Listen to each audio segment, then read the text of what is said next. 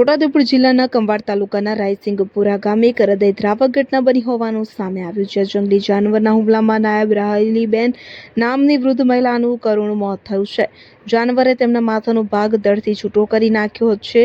આ ઘટનાની જાણ થતાં જ પોલીસ અને વન વિભાગની ટીમ તાત્કાલિક ઘટનાસ્થળે પહોંચી હતી અને મહિલાના મૃતદેહને પોસ્ટમોર્ટમ અર્થે ખસેડવા માટે કંવાડ હોસ્પિટલ ખાતે ખસેડાયો હતો.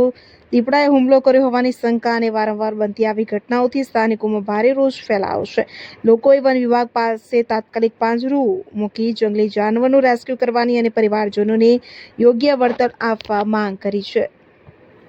ક્યાં વાગ્યું છે એમને એમનો આટલો ભાગ બધો ખાઈ ગયું છે અને માથું અલગ કરી નાખ્યું છે અને અત્યારે પીએમમાં જંગલમાં લઈ ખાઈ આ ઘરમાં ઘૂસેલો દીપડો કે બહાર સૂતા હતા? ઘરમાં ઘૂસેલો.